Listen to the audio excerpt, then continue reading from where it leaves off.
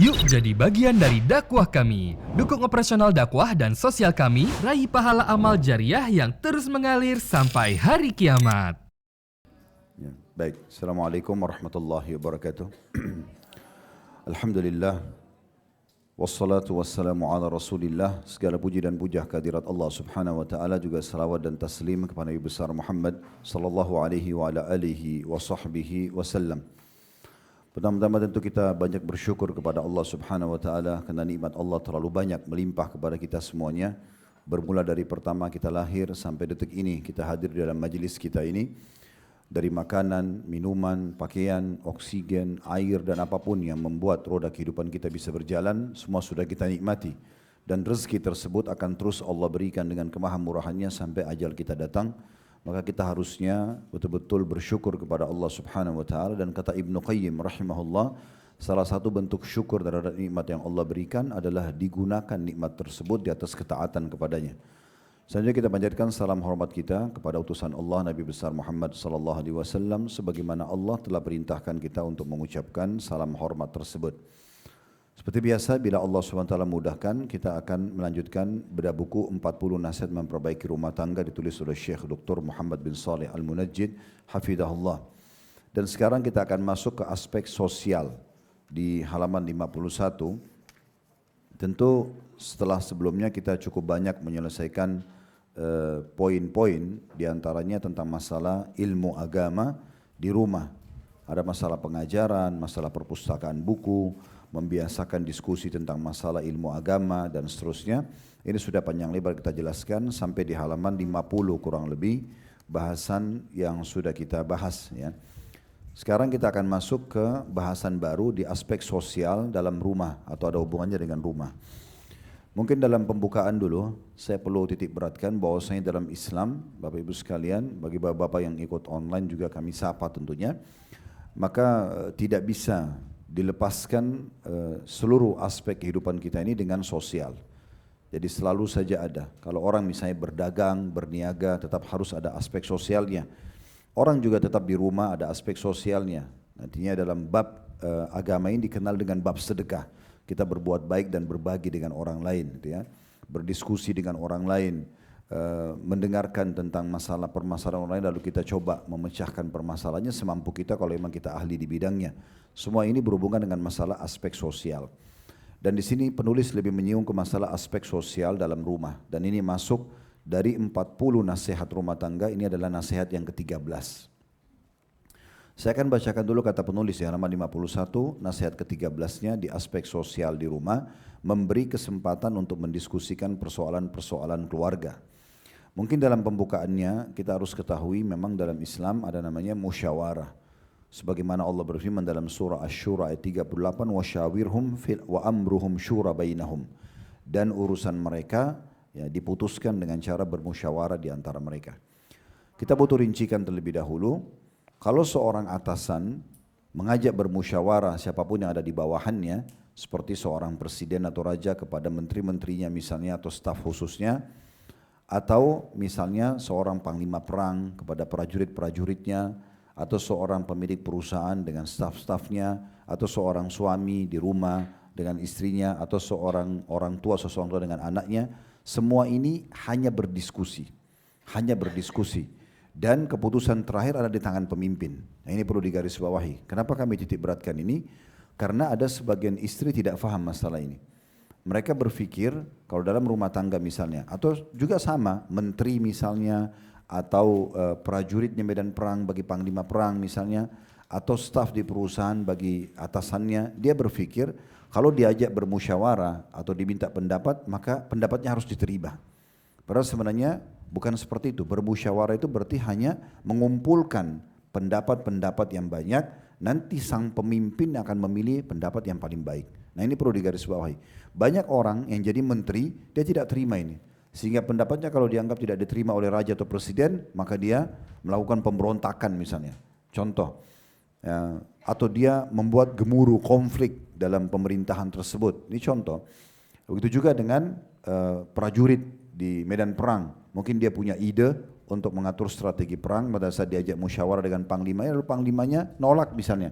mendengar pendapat dia tapi memilih pendapat yang lain. Di situ dia tidak terima. Mungkin dia bisa jadi orang yang berkhianat. Berapa banyak prajurit-prajurit dalam medan perang mereka berkhianat. Mereka akhirnya bergabung dengan pasukan musuh hanya karena pendapatnya tidak diterima.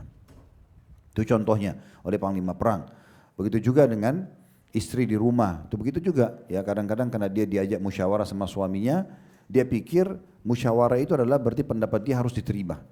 Sehingga akhirnya kalau suami punya pendapat, istri punya pendapat dan ditolak pendapat si istri oleh suami sebagai pemimpin, maka dia marah, kecewa. Nah ini semua tidak benar ya. Atau anak-anak pada saat diajak musyawarah orang tuanya dan orang tuanya akhirnya tidak menerima pendapat itu biasa saja. Kita harus paham bahwasanya keputusan terakhir di tangan pemimpin. Itu yang penting. Dalam negara berarti pemimpin tertinggi, raja atau presiden. Kemudian dalam perang berarti panglima perang. Ya kan? Dalam rumah tangga berarti suami bagi istri dan orang tua bagi anak-anak. Begitu juga di perusahaan berarti pemilik perusahaan. Penentu keputusan. Walaupun kita nggak suka keputusan itu, kita nggak bisa bantah. Karena itu mereka pemiliknya, mereka pemimpinnya. Yang penting kita sudah tulus dan ikhlas memberikan saran, diterima tidak diterima, Allah sudah catat pahalanya. Jadi jangan sampai membawa pada kekecewaan. Dan ini kita jelaskan karena banyak terjadi konflik-konflik karena masalah ini. Dia rasa pendapatnya tidak diterima, kemudian dia pun akhirnya ya memberontak, di sini tanda kutip ya. Dia buat masalah, dia buat konflik. Nah saking pentingnya patuh pada pemimpin ini, sampai-sampai kita tahu ya dalam sholat saja, imam itu, kalau Bapak Ibu lagi sholat, kemudian diimami oleh imam dan imamnya keliru. Contoh misalnya tadi sholat duhur. Anggap kita ini jadi makmum, ada imam kita, di rakaat kedua dia tidak tahiyat. Misal, dia tidak tahiyat, dia berdiri ke rakaat ketiga, dia anggap dirinya sudah rakaat ketiga misalnya. Atau dia anggap dirinya sudah tahiyat. Makmum laki-laki misalnya mengingatkan sambil mengatakan subhanallah, maha suci Allah. Tapi dia tidak mau. Apa yang harus kita lakukan? Apakah kita memberontak? Kita keluar dari sholat? Enggak, kita ikutin. Kan itu. Makanya Nabi SAW mengatakan sesungguhnya dijadikan imam itu untuk diikutin, disempurnakan sholat. Mereka akan bertanggung jawab depan Allah atas kesalahan. Kalau misalnya sang imam itu tahu sebenarnya dia belum tahiyat, diingatkan makmum dia tidak mau ikut, maka dia tanggung jawab depan Allah. Si makmum tetap mendapatkan pahala sempurna. Nah seperti itulah ya. Oleh karena itu perlu sekali digarisbawahi dulu. Poin penting dalam pembukaan kita memberikan kesempatan untuk berdiskusikan persoalan-persoalan keluarga. Diskusi di sini berarti meminta saran, tapi bukan berarti pendapatnya harus diterima. Bisa ditangkap ini ya? Karena banyak sekali terjadi kasus rumah tangga gara-gara itu. Istrinya menganggap, oh dia sering kasih masukan suami, suami nggak mau terima. Padahal suami sebagai pemimpin, dia punya hak untuk menentukan mana yang terbaik. Begitu juga tadi pimpinan perusahaan, begitu juga pimpinan negara dan seterusnya.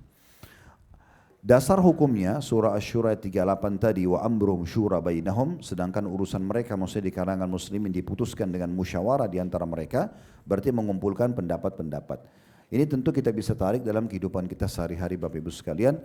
Artinya setiap kali ada sesuatu urusan kita boleh berdiskusi, bermusyawarah dengan orang-orang yang kita anggap mahir di bidangnya. Jangan bermusyawarah dengan semua orang ya. Jangan menarik ayat ini kepada semua level kita berbicara. Misalnya kita diskusi sama anak kita yang masih kecil, atau kita diskusi dengan adik kita yang belum berumah tangga, padahal sebenarnya kita sedang bicarakan masalah rumah tangga, atau kita bicara tentang bisnis tapi kepada orang yang gagal atau tidak mengerti bisnis. Semua ini tidak akan mendatangkan hasil. Bermusyawarah juga, batasan lainnya adalah berbicara dengan orang yang ahli di bidangnya. Kata Nabi SAW, kalau perkara itu dikembalikan bukan pada ahlinya, maka tunggulah kehancuran. Jadi kalau kita bicara pada orang yang bukan ahlinya, maka percuma, tidak ada manfaatnya. Bahkan dati bisa mengubah ya persepsi dan mindset kita yang mungkin sudah benar menjadi keliru karena kita salah mendengarkan pada orang lain. Jadi harus bijaksana memilih teman kita bermusyawarah. Penulis mengatakan ketika kepada anggota keluarga diberi waktu, ketika anggota keluarga diberi waktu dan kesempatan untuk sama-sama duduk mendiskusikan persoalan internal dan juga eksternal keluarga, maka itulah pertanda bahwa keluarga tersebut memperhatikan keutuhan keluarga, peran dan saling kerjasama. Di paragraf pertama ini ada dua makna di sini, Bapak Ibu sekalian. Yang pertama adalah bagaimana kepala rumah tangga, sang suami atau ayah, ya sesekali, bukan setiap saat, dia duduk dan berdiskusi dengan istri dan anak-anaknya di beberapa poin yang dianggap memang itu layak.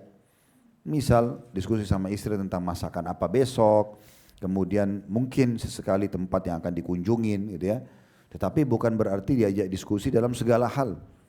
Ya, sangat tidak tepat kalau seorang suami mengajak diskusi istrinya masalah kerjaan, istrinya nggak ngerti kerjaan itu apa. Ya, laporan keuangan seperti apa atau permasalahan utang seperti apa sehingga akhirnya terbebani hal-hal yang tidak diperlukan. Padahal mungkin tugas di rumah sudah cukup banyak gitu kan. Itu kalau terjadi pada pemimpin. Tentu kalau kita balik, kalau balik bagaimana Ustaz? Kalau seorang istri yang sering diskusi sama suaminya nggak ada masalah. Karena pemimpin yang diajak diskusi itu masih oke ya. Maka ini dari satu sisi pimpinan rumah tangga itu baik suami ataupun orang tua suami istri bapak dan ibu kepada anak-anak maka ini berdiskusi bisa tapi pada beberapa hal-hal yang pantas dan cocok gitu ya. Pernah kami sampaikan anak-anak yang boleh diajak diskusi itu 14 tahun ke atas. Sebelum 14 tahun jangan diajak diskusi karena belum sempurna akalnya. Ini pernah kami sampaikan statement Ali bin Abi Thalib radhiyallahu anhu di mana beliau berkata bahwasanya didik anak kalian 7 tahun kali 3. 7 tahun pertama dengan kasih sayang. 7 tahun kedua dengan ketegasan, penanaman prinsip. Ibu dan ayah tidak suka begini, kamu jangan begitu. Itu dari 7 tahun sampai 14, itu harus tegas di saat itu. Karena itu terbentuk pribadinya nanti. Di 14 tahun sampai 21 boleh kita ajak musyawarah, tapi tidak dalam segala hal. Makanya di bawah 14 tahun, bapak ibu yang pilihkan bajunya, bapak ibu yang pilihkan makanannya, bapak ibu yang pilihkan sekolahnya. Jangan ditanya mau makan apa, mau pakai baju apa, mau sekolah di mana, itu nggak cocok. Akalnya belum cocok untuk itu. Ya. Jadi jangan salah, ini pernah kami kasih contoh ya, di beberapa poin-poin sebelumnya. Di mana ada sebagian orang tua, dia yang tahu jarak sekolah itu, dia yang tahu kurikulumnya, dia yang tahu biaya sekolah, tapi malah anaknya yang ditanya, nak mau sekolah di mana? Suka enggak tadi sekolahnya? Bahasa-bahasa ini tidak cocok untuk anak-anak. Mereka tidak mengerti. Mungkin kalau kebetulan dia hanya suka warnanya, maka dia mengatakan ya di situ saja. Atau kalau tidak suka warnanya, oh enggak saya enggak suka. Kemudian dia mulai menentukan keputusan. Dan sebagian orang tua mengikuti anak-anaknya walaupun jaraknya jauh, walaupun biayanya lebih besar, walaupun mungkin kurikulumnya lebih tidak islami. Tapi karena anaknya yang desak maka dia ikuti. Nah ini keliru. Ini tidak tepat poin musyawarah di masalah-masalah seperti ini. Jadi ini dua sisi ya, satu sisi tadi sang suami atau orang tua sebagai wali mengajak diskusi tapi kami kasih batasannya tadi dan sekarang sisi yang lainnya adalah kalau anggota keluarga yang diajak diskusi boleh memberikan saran dan masukan tapi ingat tadi batasan sebelumnya saya sampaikan jangan paksakan pendapat kita sebagai anggota keluarga diterima. Ya, istri nggak boleh paksakan pendapatnya pada suami karena dia pemimpin. Anak-anak nggak boleh paksakan pada orang tua. Staf perusahaan nggak boleh paksakan pada owner perusahaan. Ya, masyarakat atau menteri-menteri nggak boleh paksakan pada presiden. Karena memang mereka dipilih jadi pemimpin yang harusnya dimuliakan gitu ya. Nah itu poinnya. Kemudian paragraf kedua kata penulis tidak disangsikan lagi bahwa laki-laki yang diberi amanah kepemimpinan dalam rumah tangga adalah orang yang paling bertanggung jawab. Nah ini disinggung oleh penulis di sini. Penentu segala keputusan. Tetapi dengan memberikan kesempatan kepada yang lain, terutama kepada anak-anak yang menginjak dewasa. Tadi saya sudah kasih batasannya 14 tahun ke atas ya. Baru bapak ibu boleh ajak diskusi. Di bawah ini jangan diajak diskusi. Pilihkan bajunya, pilihkan sekolahnya, pilihkan makanannya, atur. Ya. Saya sudah pernah kasih contoh, kalau ibu bilang sama anaknya masih kecil, di bawah 14 tahun, nak mau makan apa? Kalau dia bilang misalnya ayam goreng, ibu janji nih, besok ibu buatin ya. Ternyata besok ibu lupa. Dia akan tanya, mana ayam goreng saya ibu? Kalau misalnya kita mengatakan, oh ibu lupa nak. Maka sudah terbuka pintu durhaka. Dia akan mengatakan, ah ibu ini kok lupa, masa begini dan begitu. Ini sudah ada mulai bantahan dan ini tidak boleh. Mengatakan ah pada orang tua tidak boleh. Jadi siapin makan, hari itu ibu lebih tahu bekal makanan yang ada di rumah apa. Kemudian ibu lagi moodnya masak apa, ya, kita mau hidangkan di piring pakai apa, kita lebih tahu. Hidangkan, panggil anak-anak, ini rezeki kita hari ini nak, baca bismillah, makan, udah syukuri. Nah seperti itu, kita didik mereka terbiasa patuh, nah seperti itulah kurang lebih. Dikatakan di sini, tetapi dengan memberikan kesempatan kepada yang lain, terutama kepada anak-anak yang menginjak dewasa, ini batasannya, maka hal itu merupakan pendidikan tanggung jawab kepada mereka.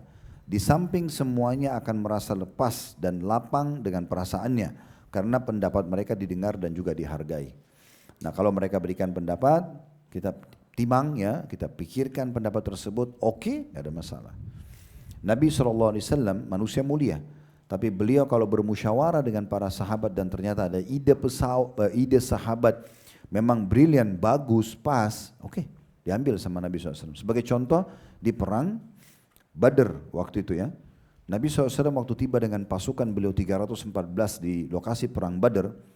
Jadi ini lokasi pasukan muslimin, ada gunung pemisah antara pasukan muslimin dengan pasukan orang Quraisy. Di sebelah gunung ini ada pasukan Quraisy kurang lebih sekitar 1.000 orang. Tapi dua pasukan ini tidak saling tahu kalau masing-masing sudah tiba di lokasi perang sebagaimana Allah gambarkan dalam surah Al-Anfal. Waktu itu Nabi SAW, jadi kalau gunung itu kita bayangkan ada di sisi yang saya kasih garis dengan tangan saya sekarang, sini pasukan muslim, sini pasukan kafir. Di posisi pasukan muslim, di bagian belakangnya itu ada sumur. Ada sumur, di mana sumur ini nanti sangat bermanfaat kalau pasukan lagi haus, mereka bisa minum.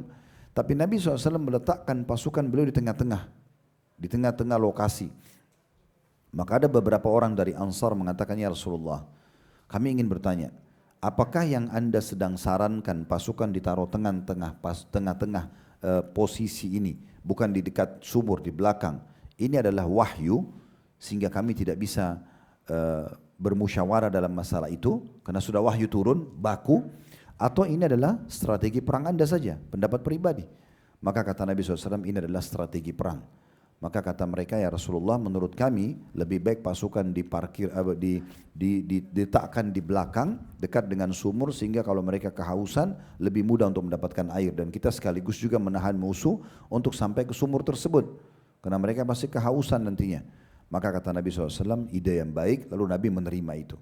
Lalu Nabi SAW menerima itu. Itu sebagai contoh. Jadi kalau memang ada ide yang kita terima, ternyata ide itu bagus, bukan berarti karena mereka lebih rendah pendidikannya atau mereka karena lebih muda lalu kita tidak mau terima, enggak. Selama positif kenapa tidak, gitu kan? Bisa saja ide itu muncul dari seseorang yang lebih muda atau mungkin lebih sedikit pendidikannya tetapi mungkin dia tepat ya dalam memberikan saran mungkin karena pengalaman atau dia pernah dengar atau dia pernah baca misal contoh. Contoh yang lain juga di dalam kesepakatan Hudaybiyah namanya, kesepakatan Hudaybiyah. Ini terjadi setelah perang Khandaq atau perang Ahzab di tahun 5 Hijriah. Di tahun 6-nya Nabi SAW keluar Bapak Ibu sekalian dengan 1.400 pasukan menuju ke Mekah ingin umroh ya. Tapi pas tiba di wilayah Hudaybiyah kurang lebih 80 km dari kota Mekah, unta Nabi Muhammad SAW tiba-tiba duduk pas di perbatasan wilayah haram. Jadi kalau Bapak Ibu sudah pernah ke Mekah tidak asing dari Jeddah menuju ke Mekah itu begitu mau masuk ke Mekah ada gapura tulisannya dalam bahasa Arab wilayah haram, batas haram, awal haram, startnya gitu ya. Kita kalau masuk wilayah haram. Nah waktu itu pas tiba di dekat wilayah haram unta Nabi duduk. Kalau masuk ke wilayah haram orang Quraisy tidak akan ganggu. Tapi subhanallah unta itu duduk di situ. Maka sempat para sahabat mendorong unta itu membangunkan tapi unta Nabi tidak mau berdiri. Maka ada sahabat yang mengatakan sungguh unta ini telah ditimpa sesuatu yang buruk. Kata Nabi SAW tidak.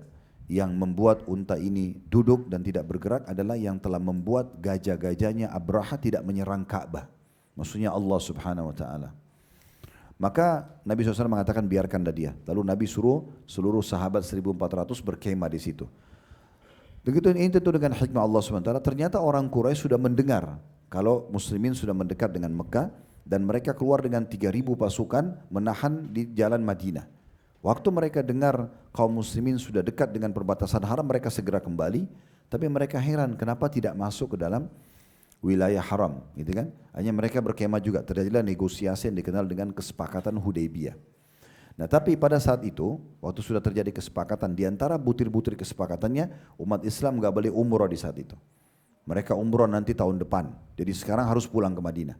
Terus tidak ada peperangan di antara muslimin sama Quraisy selama 10 tahun, kesepakatan damai. Siapapun dari orang Mekah yang ke Madinah masuk Islam, harus dikembalikan ke Mekah. Dan siapapun orang Madinah yang murtad dari Islam ke Mekah tidak boleh dikembalikan ke Madinah. Ini sebenarnya seperti kezaliman buat umat Islam, tapi Nabi SAW terima akad tersebut. Ya. Ringkas cerita, setelah selesai kesepakatan tersebut Nabi SAW setujui, ya, maka turunlah wahyu menyampaikan agar Nabi SAW pulang ke Madinah. Maka beliau sampaikan kepada para sahabat, ayo kita pulang ke Madinah. Tidak ada umroh sekarang, umroh tahun depan. Rupanya para sahabat mayoritasnya duduk Bapak Ibu sekalian tidak mau berdiri karena mereka berharap perang saja. Terutama Umar bin Khattab diantaranya pada saat itu mereka dan beliau dan teman-temannya berharap ada wahyu turun lagi mengubah keputusan itu. Jangan pulang ke Madinah. Masa kita sudah pakai ihram dan pada saat itu Nabi dan para sahabat membawa hadyu namanya. Hadyu itu hewan yang disiapkan untuk dikorbankan di umroh ataupun di haji. Biasanya hewan ternak ini terdiri dari unta dan domba ya. Karena di Jazirah Arab jarang sekali sapi, walaupun sapi juga bisa masuk. Seperti kita bisa lakukan di Idul Adha, kita berkorban satu dari 3 jenis hewan ini. Yang jelas waktu itu unta dan domba yang akan disembelih itu lehernya diikat dengan kain warna merah. Untuk memberikan isyarat memang ini hadyu, hewan ini akan disembelih untuk Allah. Hadyu sudah kelihatan, Nabi SAW dan 1.400 orang sahabat semua pakai ihram, tapi Quraisy tetap saja menahan. Walaupun waktu itu sahabat membawa pedang untuk berjaga-jaga jangan sampai ada yang berbuat jahat, misalnya perampok di jalan atau menyerang mereka tiba-tiba. Intinya Nabi SAW mengatakan pulanglah, kita disuruh pulang oleh Allah. Tapi para sahabat tetap duduk. Nabi SAW khawatir, jangan sampai malah Allah murka karena perintah Allah tidak langsung dijalankan untuk pulang ke Madinah. Maka beliau pun dalam kondisi gusar, beliau sedikit terganggu dengan itu, lalu beliau masuk ke dalam kemah. Kebetulan ada istrinya Ummu Salamah radhiyallahu anha. Ummu Salamah ini istri yang dewasa sekali, sudah berumur beliau. Lalu kemudian dia lihat Nabi SAW berubah raut wajahnya, dia mengatakan, ya Rasulullah ada apa? Kok anda sedih begini? Kata Nabi SAW, saya khawatir hukuman Allah datang pada mereka, maksudnya para sahabat ini, karena mereka tidak ikuti perintah Allah secara spontan. Ini harusnya langsung dikerjakan. Harusnya mereka cukur rambut mereka, tahallul walaupun belum umrah, dan pulang ke Madinah. Maka Ummu Salamah pada saat itu memberikan saran. Ini yang kita ingin titipkan. Kisah panjang ini sebenarnya ini yang saya mau sampaikan. Kata Ummu Salamah sebagai istri, ya Rasulullah, tidakkah anda mulai terlebih dahulu? Maksudnya anda duluan cukur rambut anda. Supaya mereka tahu memang sudah tidak ada lagi peluang untuk umrah. Sudah tahallul, sudah pulang ke Madinah. Maka Nabi SAW mengatakan pendapat yang baik. Beliau bilang pendapat yang baik. Lalu Nabi keluar, panggil tukang cukurnya, digundur rambut Nabi. Begitu lihat itu semua sahabat berlumba-lumba menggundur rambut mereka. Tapi di sini saksi bahasanya Ummu Salamah memberikan masukan. Dan Nabi SAW terima selama itu positif. Tapi sekali lagi ya, ingat di posisi ibu-ibu ini ya, hati-hati sekali dengan suami karena posisi dia Allah sudah jadikan sebagai pemimpin. Jangan sampai bentrok. Pengganti ayah, sebagaimana kita nggak boleh bantah ayah, maka tidak boleh bantah dia kecuali dia maksiat kepada Allah. Maka di sini Nabi SAW menerima pendapatnya, dan kalaupun tidak sampai diterima maka tidak ada masalah. Tidak ada sesuatu yang harus dijadikan beban. Kita anggap itu adalah pahala kita harapkan dari sisi Allah Subhanahu Wa Taala. Nah, itu yang dimaksudkan. Kemudian selanjutnya di paragraf terakhir tadi sudah kita bahasakan ya, di paragraf yang misalnya ya di halaman 52 ya, paragraf nomor 3 dari bahasan kita, dikatakan misalnya dengan mendiskusikan soal umrah pada bulan Ramadan atau pada liburan-liburan lainnya, bertandan ke sanad kerabat, menyambung silaturahim. Maksudnya apakah itu perjalanan ibadah, kita berdiskusi, atau misalnya silaturahim keluarga, atau berdharma wisata, penyelenggaraan walimah pernikahan, akikah, pindah rumah, proyek-proyek sosial seperti perhitungan jumlah fakir miskin sekampung untuk pemberian bantuan atau pengiriman makanan kepada mereka. Demikian juga diskusi tentang kemelut keluarga, kerabat, dan memberikan andil pemecahannya. Jadi ini contoh-contoh dari penulis apa saja yang kita diskusikan, ya, apa saja yang kita diskusikan. Selanjutnya perlu juga diingatkan kepada bentuk lain dari pertemuan yang penting untuk diselenggarakan, yakni pertemuan keterbukaan tanda kutip antara kedua orang tua dan anak-anak. Beberapa kesulitan yang dihadapi oleh anak-anak yang telah balik terkadang tidak mungkin dipecahkan kecuali melalui pertemuan pribadi. Misalnya, bapak dengan anak laki-lakinya memperbincangkan secara terbuka berbagai persoalan yang menyangkut problematika anak remaja dan puber, hukum-hukum balik, Demikian pula halnya ibu dengan putrinya membincangkan persoalan-persoalan tersebut sekaligus mengajarinya hukum-hukum yang berkaitan dengan wanita balik. Di poin ini juga perlu kita titik beratkan, berarti memang ada waktu di mana kita berdiskusi dengan anak-anak. Saya sudah bilang tadi ya, kalau di bawah 14 tahun itu usahakan kita selalu yang monoton lah ya, cuma dari kita pendapatnya gitu ya. Karena kita yang lebih tahu pakaian yang terbaik, sekolah terbaik, makanan terbaik, rumah sakit terbaik, teman-teman terbaik dan seterusnya gitu ya. Tapi kalau sudah 14 tahun ini umumnya umur balik. Umur balik.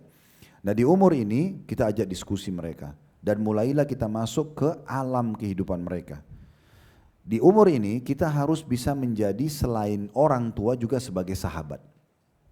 Kita juga sebagai sahabat. Misalnya ibu-ibu pada saat anak gadisnya pulang misalnya dari sekolah, disambut sama dia, terus dia kayak teman, ibu kayak teman, ibu masuk ke kamarnya, tanyain tadi dia belajar apa saja, dia berteman sama siapa, tanya, kalau perlu kita tanya siapa saja nama teman-temannya di kelas, walaupun sebenarnya tidak perlu bagi kita gitu ya.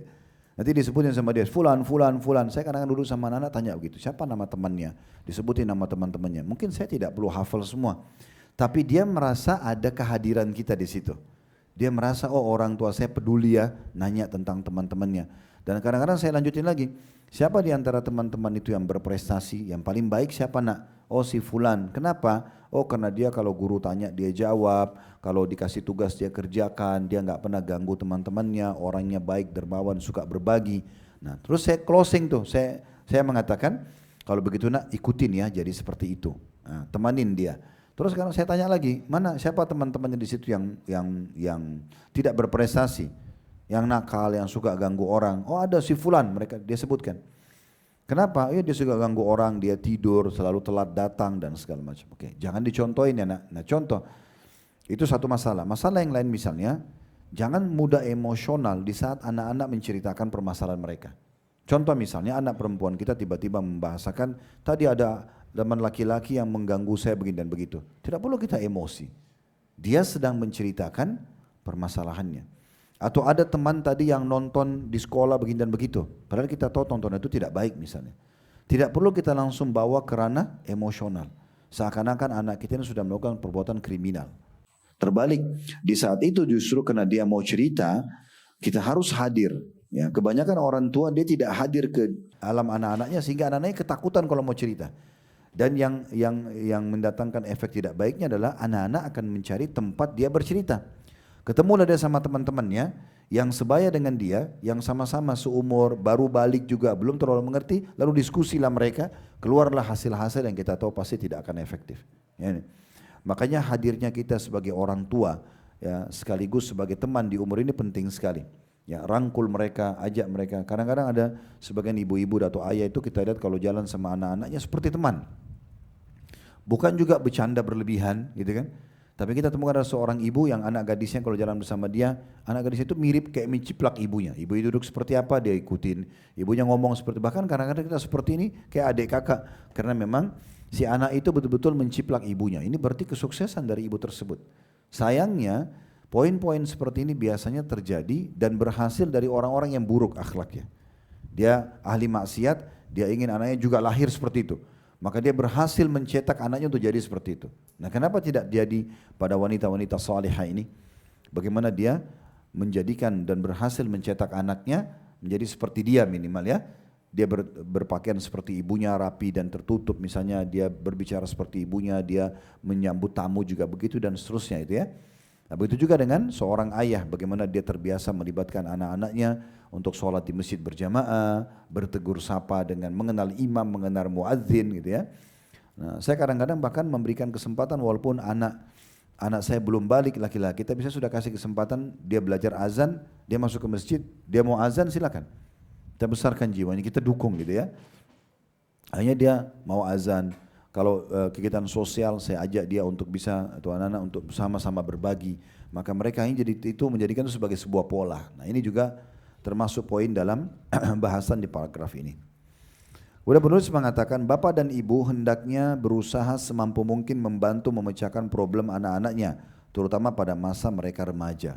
Nah ini paling banyak problem di situ karena mereka sudah mulai punya keinginan-keinginan dan ingin banyak tahu. Makanya di masa remaja ini harus lebih banyak ekstra. Di masa anak-anak kita luangin waktu bermain sama mereka, berikan haknya. Di 7 tahun pertama terutama ya, itu memang masa bermain. Ya, masa bermain. Jadi kita memang masuk ke alam mereka, bermain dengan mereka. Dan kalau mereka lakukan kesalahan jangan mudah untuk dimarahin, ya, tapi diingatkan dengan cara baik. Karena memang semua anak-anak di masa itu kita pun waktu kecil melakukan sama. Mungkin pernah jatuhin gelas pecah, mungkin ini dan itu, ya mungkin dia teriak. Tapi kita selalu ingatkan dan menjadikan diri kita sebagai suri teladan yang baik. Karena anak-anak yang suka teriak karena orang tuanya suka teriak. Anak-anak kasar karena orang tuanya kasar, karena itu menciplak. Tapi kalau kita biasakan tampil prima, baik di depan anak-anak, maka sangat baik tentunya. Nanti akan disinggung di poin di nasihat nomor 14 masalah ini ya. Jadi kalau ada terjadi konflik pun antara suami istri, jangan pernah tunjukkan di depan anak-anak. Nanti akan kita bahas di nasihat nomor 14. Nah nanti kalau di umur 7 tahun sampai 14 tadi kita sempat singgung, itu penanaman prinsip. Di sini ibu bisa tegas, bapak ibu tegas ya. Makanya Nabi SAW mengatakan perintahkan anak kalian sholat di umur 7 tahun, masuk di 7 tahun itu. Jadi 7 tahun kedua, pukul mereka di umur 10 tahun kalau mereka tidak mau sholat gitu ya. Dan pisahkan mereka di ranjang, ini penanaman prinsip. Nah kalau remaja sudah balik itu 14 tahun ke atas, ini sudah mulai diajak diskusi. Kita masuk ke permasalahan-permasalahan yang mereka sedang hadapi. Duduk bertanya pada mereka gitu ya. Bertanya pada mereka.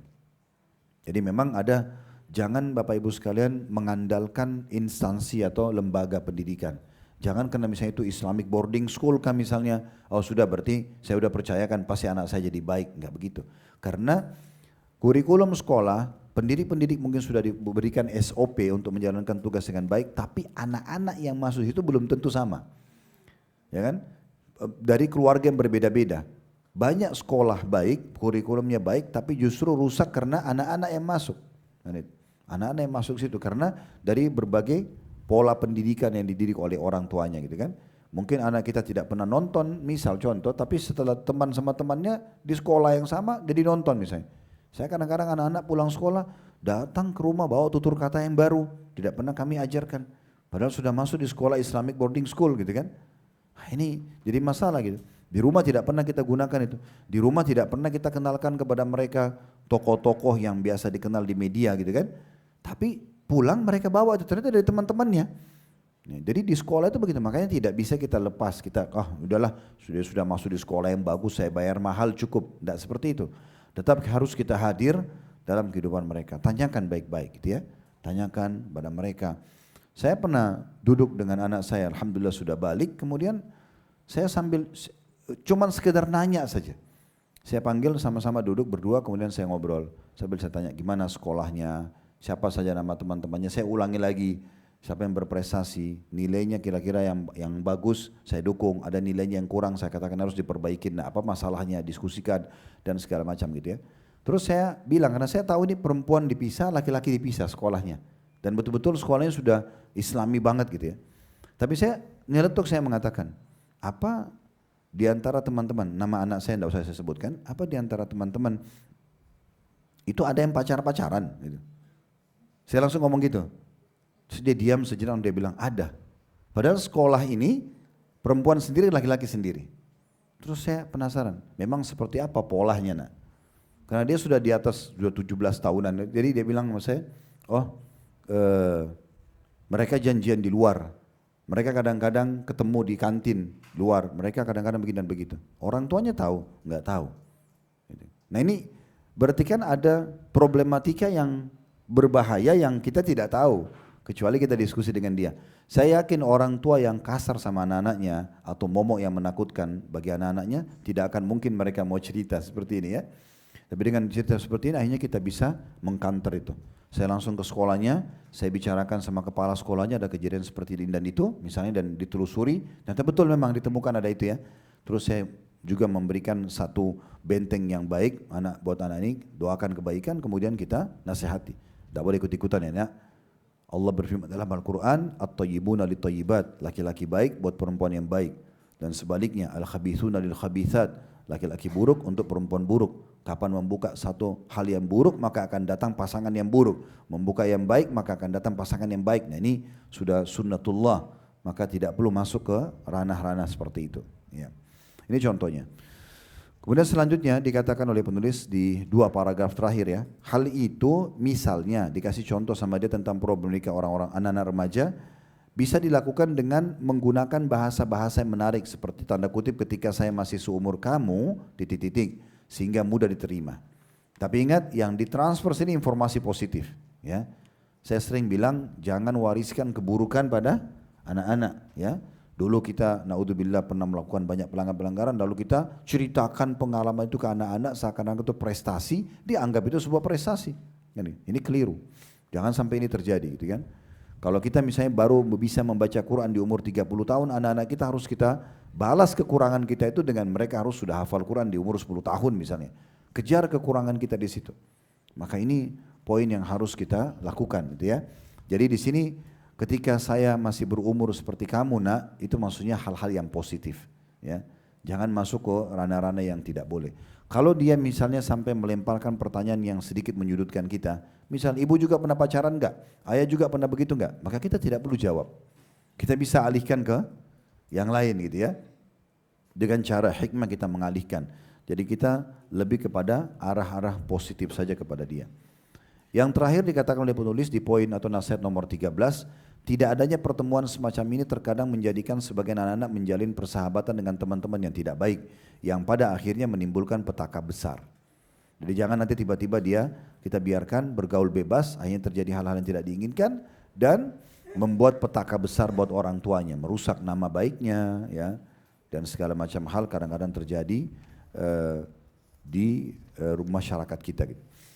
Baik, kita masuk sekarang ke nasihat yang ke-14 dalam masalah memperbaiki rumah tangga ya. Tidak menampakkan konflik keluarga di depan anak-anak. Saya akan mulai dulu dengan kalimat konflik. Teman-teman sekalian, kita dalam rumah tangga itu untuk bahagia. Tujuannya untuk bahagia. Salah satu kata kunci bahagia tidak konflik. Konflik ini biasanya dilahirkan. Ya. Jadi jangan lahirkan konflik. Bermula dari kecurigaan, ya, melakukan perbuatan yang tidak disukai oleh pasangan. Ini konflik namanya, sengaja membuat konflik. Nah, kecurigaan ini misal contoh, saya pernah waktu S2 di Makassar, nyusun satu makalah, judulnya manajemen konflik, dikasih tugas oleh profesornya. Saya sempat bingung, apa ini manajemen konflik ini? Setelah saya telusuri dari banyak literatur, ternyata di situ yang dimaksudkan adalah ada beberapa pakar ekonomi di Amerika, mereka buat satu manajemen namanya manajemen konflik. Mereka berpikir kalau di perusahaan itu tidak ada masalah, adem ayem aja lah perusahaan itu, ya, berarti tidak sehat. Maka mereka harus lahirkan konflik.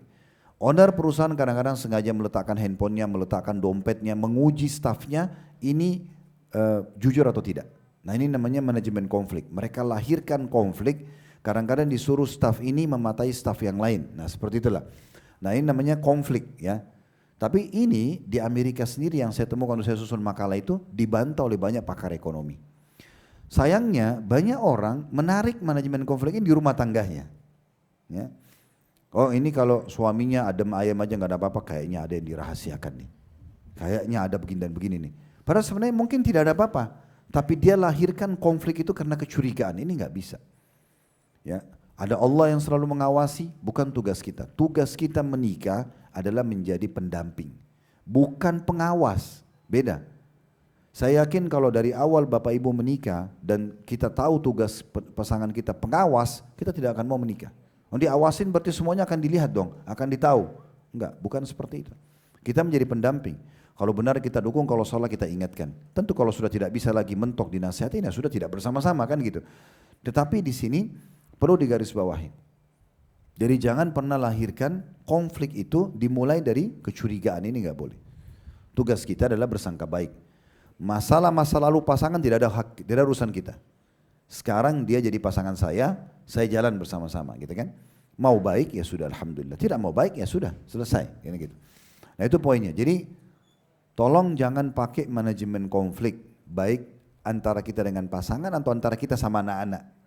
Ini anak-anak saya diam-diam saja nih, mungkin ada yang dirahasiakan. Terus kemudian mulailah kecurigaan, mulailah memata-matai, mulai dan ini dan itu.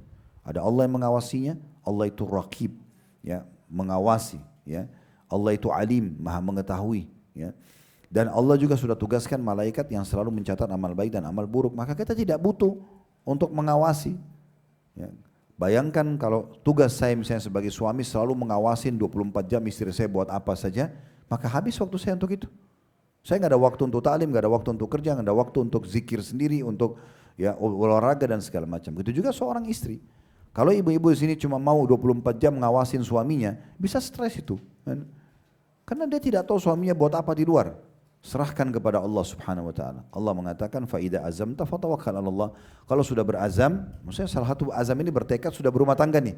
Udah kita jalankan tugas dengan baik, tawakkal 'ala Allah. Bertawakal setelahnya, serahkan urusannya kepada Allah Subhanahu wa taala. Jadi jangan masuk ke zona ini ya. Ini penting, baik kepada pasangan ataupun kepada anak-anak. Atau yang lain, ini poin yang satu tadi, konflik lahir karena kecurigaan. Konflik yang kedua, lahir karena dilahirkan. Ada orang suka konflik. Memang begitu, subhanallah. Tidak mau kalau tidak konflik. Dengan cara misalnya sengaja memancing emosi pasangan atau sengaja melakukan hal yang tidak diinginkan. Kalau seseorang itu cinta, apa bentuk cintanya pada pasangan atau pada anak-anak? Mencari sesuatu yang disukai oleh pasangan. Jangan buat yang tidak disukai. Kan begitu poinnya. Karena kalau sesuatu yang tidak disukai berarti tidak cinta, omong kosong itu. Orang kalau cinta itu dia akan jaga apa yang tidak disukai oleh pasangan atau dia akan melakukan apa yang disukai oleh pasangan. Clear, selesai kok. Kan gitu. Kita kalau suka pada seseorang, saya yakin kita sepakat kita akan coba menunjukkan yang terbaik dari kita. Kita akan buat apa yang dia suka. Kita akan menghindari apa yang membuat dia tersinggung. Nah itu namanya orang cinta. Itu sederhana definisinya sebenarnya. Jadi konflik ini ada orang yang memang misalnya dinasihatin sama pasangan, jangan kau buat begini. Ah sudahlah, saya kan memang begini, terserah mau terima atau tidak. Jadi ini konflik orang ini. Kalau kita bijaksana Bapak Ibu sekalian, dalam rumah tangga misalnya kalau kita berikan angka 1 sampai 10, contoh suami ibu-ibu, dia berada di angka 8 secara kualitas ya. Mungkin kebersihan, mungkin kerapian, mungkin segala macam hal, dia udah di angka 8. Misalnya ibu-ibu ini di angka 6. Jangan paksa suami downgrade ke angka 6. Dia nggak akan bisa. Dia biasa bersih dan rapi, lalu kita paksa dia turun ke, tidak boleh, itu nggak bisa. Tapi kita yang mengupgrade diri kita, itu benar. Oh ternyata suami saya ini bersih, saya harus lebih bersih seperti dia. Saya harus lebih mengimbangi kepintarannya, mengimbangi kebersihannya, mengimbangi kedewasaannya. Memang harus begitu. Baru bisa rumah tangga itu berjalan. Sama juga suami ya. Di saat suami menemukan misalnya istrinya berada di angka 8 dari sisi kebersihan, dari sisi ibadah atau apa saja, dia nomor 6. Jangan dia suruh istrinya downgrade. Pernah ada seorang ibu, ketua majelis pengajian di Jakarta Selatan sini juga beberapa tahun yang lalu, itu mengeluh dengan saya. Karena dia selalu adakan pengajian di rumahnya, tapi karena suaminya sibuk kerja, gitu kan? Dan suaminya sering diajak taklim tidak mau, akhirnya dia secara level iman dan ilmu lebih tahu dari suaminya karena hampir setiap minggu belajar terus dan kurang lebih mungkin saya ngisi pengajian hampir 7 tahun mungkin, bedah buku dan intens gitu. Tapi yang terjadi dia keluhkan kepada saya, Ustaz bagaimana saya harus bersikap ya, sekarang suami saya ini mengatakan kamu ini sudah di mana, jauh sekali, saya ini masih belum, jadi disuruh berhenti, disuruh downgrade dirinya untuk kembali seperti dulu, mengubah penampilannya lagi seperti dulu, mulai lagi ikutin acara-acara suaminya yang melanggar agama dan segala macam. Nah ini jadi masalah juga ini kan gitu. Oleh karena itu kita harus mengimbangi juga ini harus bijaksana dalam masalah ini. Baik, ini kita bicara masalah konflik ya. Jadi konflik dari dua sisi ada. Jadi jangan lahirkan konflik itu, bisa karena kecurigaan, bisa karena memang sifatnya orang mau konflik. Saya juga perlu ingatkan ada satu kerabat kami, saya sering kasih contoh di pengajian ini, itu terjadi perceraian setelah 14 tahun menikah. Permasalahannya adalah, saya duduk sama suaminya. Kenapa cerai? Anak-anak sudah ada 3-4 anak, ini kenapa harus bercerai? Ada masalah apa? Dia bilang kita bicara antara laki-laki, ngomong gitu. Karena kami sama-sama duduk berdua, 4 mata berbicara. Dia bilang sama saya pribadi, bagi saya ini memang masalahnya sepele mungkin oleh sebagian orang, tapi bagi dia besar. Dia bilang saya sangat suka dengan perempuan yang rambut panjang. Dia ngomong gitu. Setiap kali saya bahasakan ke istri saya, dia nggak mau tahu. Bahkan bahasanya dia bertahun-tahun itu, ya sudahlah, saya gerah, saya maunya begini, terserah terima atau tidak. Ini jadi kayak bom waktu.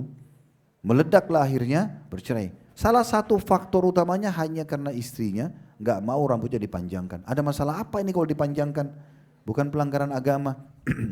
Ada orang suka konflik, dia konflik. Mungkin dia sebelum nikah suka pakai daster misalnya atau piyama, suaminya sekarang maunya dia pakai baju yang berbeda. Kenapa dia tidak ikutin? Ini kan dia, kalau dia tidak mau berarti dia paksa suaminya downgrade diri dia. Sementara dalam rumah tangga boleh menggunakan pakaian yang terbuka gitu kan untuk pasangan misalnya. Nah ini poin-poinnya. Baik itu dari judul tidak menampakkan konflik keluarga di depan anak-anak, tapi saya masih bicara masalah konflik secara umum. Sekarang kita kerucutkan, kalau terjadi ketidakcocokan pendapat antara suami istri. Di sini Bapak Ibu sekalian butuh kebijaksanaan dan kedewasaan merenungi poin ini ya. Kita harus sepakat suami istri ada satu judul dalam hidup kita yang tidak boleh kita lepas darinya. Dan harus kita kembali kepada judul kehidupan itu. Itu adalah Islam. Islam yang menentukan siapa salah atau siapa benar, Islam. Bukan suami, bukan istri. Bukan tradisi keluarga. Bukan egoisme. Bukan kedudukan. Bukan. Bukan jalur nasab. Bukan kelebihan fisik sama paras wajah. Bukan karena cantik, tampan lalu kemudian dia menentukan, tidak. Tapi Islam. Jadi kalau Bapak Ibu coba renungi baik-baik dan kedepannya coba praktekin. Kapan kita ada clash sama pasangan, maka kembalikan kepada agama Islam yang menilai siapa benar, siapa salah. Allah berfirman dalam Al-Quran, farudduhu ilallahi war rasul. Ada masalah apa-apa, kembalikan kepada Allah dan Rasulnya. Yang menilai benar atau salah agama Islam. Nah, kalau sudah ketahuan nih, oh yang suami salah misalnya. Oke, yang salah minta maaf, bertobat kepada Allah, yang benar memaafkan. Buka lembaran baru. Nah itu kehidupan rumah tangga yang benar tuh. Ya, itu baru bisa langgeng ya. Kalau misalnya yang menunjuk benar, agama Islam menunjuk benar, misalnya ya sang suami, istri yang salah, ya udah. Istri yang minta maaf, suami yang memaafkan. Buka lembaran baru. Semua hal-hal yang berhubungan dengan masalah pemicu konflik, udah jangan dibahas lagi. Asal memang sudah ada komitmen. Yang jadi masalah kadang-kadang ini berlarut-larut rumah tangga karena ada konflik yang tidak disukai oleh pasangan, salah juga secara agama, tetap dilakukan berulang-ulang. Akhirnya jadi masalah ini. Terlebih lagi kalau misalnya pasangan kita faham agama, dia tahu ini pelanggaran agama, ini jadi masalah, akan mengganggu secara kejiwaan gitu ya.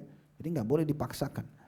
Nah ini penting untuk kita ketahui. Jadi sebenarnya konflik itu pasti ada biasanya. Kenapa? Karena kita masing-masing hidup sekian tahun dengan pola makan berbeda, pola tidur berbeda, pola fikir berbeda, di keluarga yang berbeda, lingkungan yang berbeda. Lalu kemudian disatukan dalam satu naungan rumah tangga, pasti akan ada adaptasi. Nah ini biasa ada gesekan-gesekan. Ya. Yang satu rapi sekali, yang satu mungkin kurang. Yang satu mungkin tidak pernah tidur pagi, yang satu tidur pagi. Yang satu indan itu kan butuh adaptasi. Nah ini akan ada gesekan. Nah yang melihat itu benar atau salah kembali kepada agama, lalu yang benar memaafkan, yang salah minta maaf, clear, buka lembaran baru. Di sini batasannya selama pasangan mau memperbaiki. Kalau tidak mau perbaiki ya sudah clear, harus punya prinsip, ya sudah jangan dijalankan sama-sama kalau nggak mau diperbaikin. Karena jadi masalah terus kan, akan terulang kalau tidak mau diperbaikin. Kalau dia tetap kekeh dengan cara dia, tidak mau ya sudah, untuk apa dipertahankan ya. Karena memang kita harus punya prinsip dalam rumah tangga. Kalau tidak nanti akan dianggap remeh terus. Kalau misalnya kita juga terlalu lemah depan pasangan, terlalu toleransi, sudahlah ya nggak apa-apa, ya nggak apa-apa. Ini akhirnya jadi masalah terus dan akan jadi problem terus ini. Jadi beban pikiran terus, untuk apa nah rumah tangga, untuk kebahagiaan. Itu maksudnya. Jadi supaya konflik tidak, kalaupun terjadi gesekan, maka clearkan dengan cara-cara yang sudah kami sampaikan tadi. Plus juga ini masukan penulis menarik, jangan tunjukkan depan anak-anak. Biarkan anak-anak itu taunya kita selalu harmonis dan romantis. 90% Bapak Ibu sekalian, 90% perceraian terjadi, itu ada surveinya, itu karena orang tuanya juga dulu cerai. Orang tuanya dulu suka konflik, rumah tangganya juga konflik. Karena anak-anak itu walaupun dia masih kecil, kalau dia lihat pertengkaran, dia rekam itu. Saya kasih contoh yang lain. Kalau seandainya kita orang dewasa nonton satu cuplikan orang dewasa, laki-laki perempuan ciuman misalnya atau pelukan. Bagi kita bisa dua persepsi. Persepsi pertama, itu film misalnya. Perspektif kedua, kita mungkin terpengaruh ya, dengan alam kita sebagai orang dewasa. Tapi kalau anak-anak, dia nggak punya kecuali satu persepsi saja. Dia tidak mengatakan, oh itu film. Bagi dia itu sebuah edukasi. Dia akan berpikir, oh kalau begitu saya nanti kalau besar, saya harus punya pasangan, saya menciumnya. Kalau itu di jalan raya, begitu pikiran dia. Walaupun dia tidak ngomong, tapi dia merekam itu. Begitulah alam anak-anak. Jadi kalau misalnya kita bertengkar depan anak-anak, dia diam nih, anak-anak diam. Sebenarnya otaknya sedang merekam itu. Oh nanti kalau saya menikah juga nanti, saya akan berantem juga. Oh saya juga akan pukul seperti itu, atau saya akan marah seperti itu. Nah itu yang direkam. Makanya di poin tidak menunjukkan konflik kepada anak-anak baik sekali. Ajak pasangan, kita keluar dari rumah, di kendaraan kita ngomong, kita pergi ke sebuah taman, kita masuk dalam kamar, anak-anak dulu dikeluarkan, misalnya kita ngobrol di situ. Dan ngobrol ini ngobrol sesuatu yang masuk akal. Duduk, memberikan kesempatan kita diskusi, pasangan bicara dulu, setelah selesai baru kita dengarkan, ya baru kita diskusikan. Ya kalau memang butuh diskusi. Kalau yang salah sudah nggak perlu diskusi. Orang yang salah itu paling tepat minta maaf, clear. Sama juga orang yang benar, kalau sudah jelas pasangan sudah mau serius memperbaikinya, ya udah. Tentu dengan ciri tidak diulangi ya. Karena orang yang suka ulang-ulangi kesalahan ini orang bodoh ini. Karena dia tahu ini pasangan tidak suka, diulangi lagi. Berarti memang dia tidak suka rumah tangga itu. Omong kosong dengan semua bahasa-bahasa suka atau cintanya, seperti itulah. Baik, nasihat 14, kita kembali ke judulnya, tidak menampakkan konflik keluarga di depan anak-anak. Paragraf pertama, sangat jarang kata beliau, sekelompok orang yang hidup serumah tanpa pernah berselisih. Berdamai setelah berselisih adalah baik dan kembali pada kebenaran adalah mulia. Nah ini kata kuncinya. Jadi pasti akan terjadi biasanya gesekan, tetapi beliau kasih batasannya. Berdamai adalah hal yang sangat baik.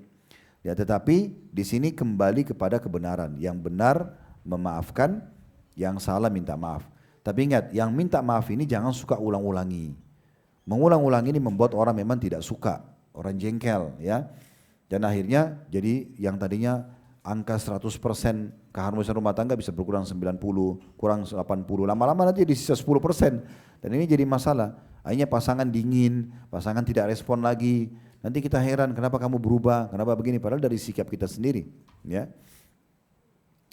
Kemudian selanjutnya akan tetapi yang bisa menggoncangkan keutuhan rumah tangga kata beliau dan membahayakan keselamatan bangunan internalnya adalah tampaknya berbagai persilihan itu di hadapan anggota keluarga yang lain.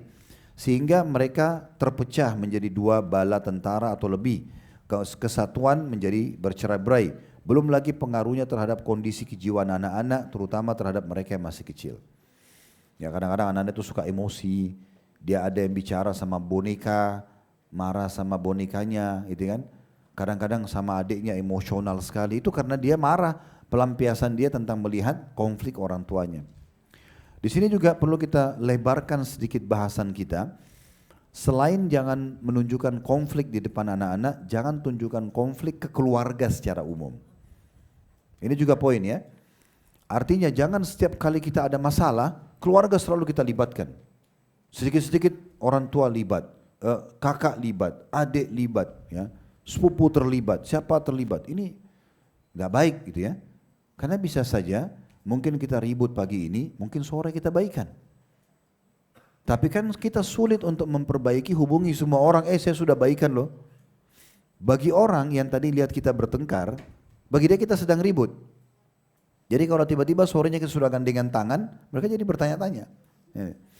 Ada di antara kerabat kami, rumah tangganya hampir setiap saat bertengkar. Minggu ini baikan, minggu depan ribut. Iya. Dan kebetulan dulu ayah saya dianggap dituakan di kota Makassar, sering kali ada banyak orang yang datang berdiskusi masalah rumah tangga mereka dan saya ada di situ. Karena saya dengarkan permasalahannya. Saya juga jadi banyak belajar dari pengalaman-pengalaman itu ya. Tapi memang ada orang, mereka datang nih, konflik, cerita segala macam, saling menjelekkan. Dikasih solusinya, mereka pulang, tapi masih dalam kondisi marah. Setelah mereka baikan, mereka tidak melapor. Oh, alhamdulillah kami sudah baikan pada orang yang tempat mereka diskusi. Ini orang berpikir sudah ribut nih. Ternyata mereka sudah pergi mall sama-sama, mereka sudah baikan gitu kan. Jadi kalau baikan dia nggak lapor, tapi kalau jahat dia lagi masalah dia laporin. Jadi yang orang tahu selalu cuma ada problem dalam rumah tangganya. Jadi keluarga juga menilai tidak baik. Maaf Bapak Ibu sekalian, ada orang kadang-kadang semua orang diceritakan permasalahan rumah tangganya. Yang terjadi dia walaupun berbusana tapi seperti orang tidak berbusana karena semua orang tahu permasalahan dia. Lalu apa solusinya Ustaz? Bicara pada ahlinya saja. Bicara pada ahlinya saja. Kalau masalah kejiwaan ada psikolog, ya, ada masalah ustadz atau ustadzah, masalah agama, ya, dokter kalau sakit, jangan semua orang. Saya mau ketemu di pengajian begini baru kenal, saya mau cerita ya, baru kenal, sudah cerita tentang suaminya, pembantunya, tentang supirnya, siapa orang ini? Belum tahu kan gitu, iya.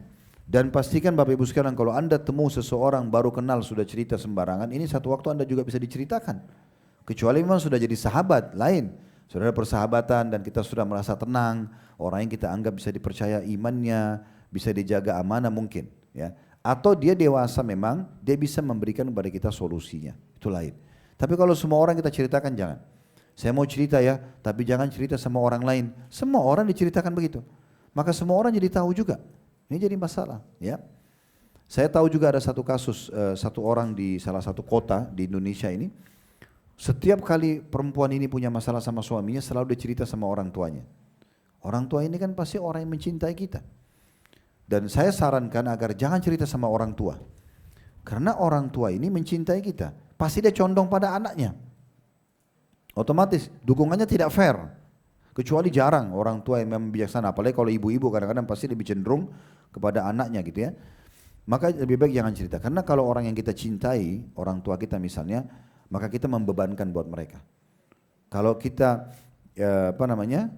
salah, tetap didukung sama dia. Atau bahkan kalaupun kita dalam kondisi kalau kita benar didukung, kalau kita salah pun kadang masih didukung. Padahal sebenarnya belum tentu benar. Sampai pada level akhirnya, ini kasus benar. Saya didiskusikan juga pada saat itu satu keluarga ya.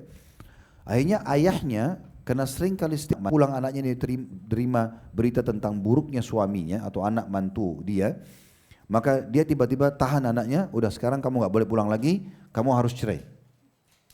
Hanya anak perempuan ini kaget, padahal dia niatnya hanya mau cerita saja tadinya. Tapi bagi ayah itu sebuah problem, karena hampir dari awal nikah sampai sekian waktu selalu ribut. Maka mau tidak mau dipaksa bercerai oleh orang tuanya. Bercerailah dia padahal sebenarnya dia tidak mau bercerai dengan suaminya. Itu contohnya. Jadi harus hati-hati sekali dalam masalah-masalah seperti ini. Kata beliau di sini penulis selanjutnya, ya, saya ulangi lagi ya, akan tetapi yang bisa menggoncangkan saya ulangi lebih baik dari awal, sekaligus nanti kita baca paragraf ketiga ya. Sangat jarang sekelompok orang yang hidup di rumah tangga tanpa pernah berselisih. Berdamai setelah berselisih adalah baik dan kembali pada kebenaran adalah mulia. Jadi yang salah minta maaf, yang benar memaafkan. Yang penting komitmen tidak mengulanginya.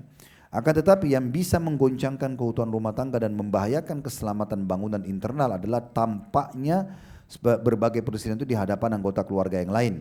Sehingga mereka terpecah menjadi dua bala tentara atau lebih, kesatuan menjadi bercerai-berai, belum lagi pengaruhnya terhadap kondisi kejiwaan anak-anak terutama terhadap mereka yang masih kecil.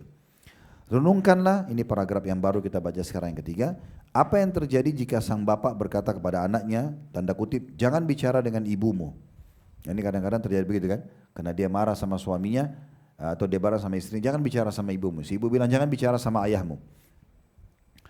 Sang ibu pun berkata kepada putrinya, jangan bicara dengan ayahmu. Anak-anak menjadi bingung, jiwanya tercabik-cabik dan hidup dengan penuh beban dan serba sulit. Ini baik mereka masih kecil atau sudah terjadi perceraian. Misalnya terjadi hak asuh pada ibu karena bercerai. Tidak boleh kamu ketemu ayahmu ya. Padahal ini ayahnya. Gimana caranya hapus status ayahnya? Kan nggak mungkin. Walaupun dia orang jahat, ya. Kita tahu para sahabat seperti Ikrimah bin Abi Jahal. Abu Jahal itu Fir'aunnya umat ini. Ikrimah anaknya dapat hidayah masuk Islam. Ya. Tapi tidak akan pernah dihapus namanya Ikrimah bin Abi Jahal. Tidak dihapus. Abu Jahal tetap ada. Nabi SAW pun mengatakan pada para sahabat, jangan sebutkan keburukan ayahnya di depan dia, takut tersakiti perasaannya gitu ya. Walaupun orang semua tahu siapa Abu Jahal. Tidak bisa dihapus nasabnya. Gimana caranya ibu yang punya hak asuh anak ini menghapus nasab mantan suaminya? Dia punya masalah dia sama suaminya. Tidak ada masalah antara anak sama ayahnya.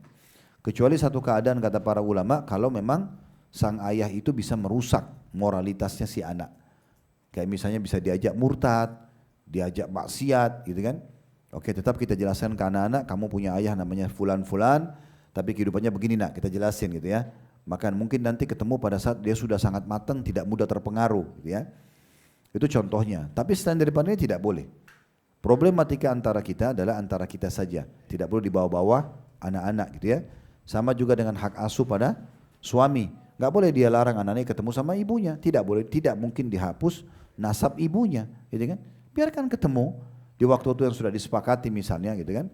Maka itu hal-hal yang perlu kita jadikan sebagai renungan, ya. Karena memang banyak orang bercerai itu kemudian dia jadikan momentum itu untuk diwariskan kepada anak-anak. Ini gak baik sama sekali.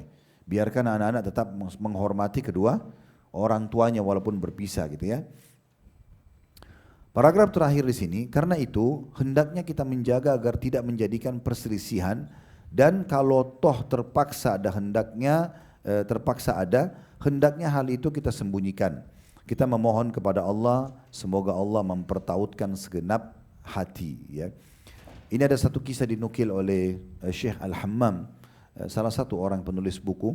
Beliau tulis dalam Keajaiban Sedekah dan Istighfar. Di dalam istighfar beliau mengangkat sebuah kisah nyata terjadi di Saudi. Terjadi keributan rumah tangga antara suami istri. Diangkat begitu masalahnya sama dia. Ribut sekali sampai udah masing-masing mau cerai. Si istri sudah siapin pakaiannya, suami juga sudah sepakat udah tidak akan cerai, dan itu di tengah malam. Jam 3 akhirnya sang suami keluar dari rumah. Kemudian si istri pun sudah mengemas bajunya, sudah akan meninggalkan rumah menurut cerita begitu. Kemudian sang suami pun menenangkan diri, dia pergi ke masjid. Begitu cerita, dia ke masjid dekat rumah, kemudian dia sholat tahajud sambil dia sholat subuh sekalian. Ya, dia kembalikan urusan ini kepada Allah, kalau memang ada dari dosa dia istighfar kepada Allah, kalau ini memang ujian maka dia berharap Allah angkat. Terus kemudian dia bilang, selepas sholat subuh, saya pikir saya juga pulang ke rumah, istri saya sudah tidak ada, untuk apa? Lebih baik saya tunggu sampai duha, biasa orang bilang sampai syuruk ya. Tunggulah dia sampai syuruk, dia bilang selama itu, jeda antara sholat malam, habis sholat ada zikir dan zikir pagi, kemudian itu pun saya menunggu duha saya sambil banyak istighfar.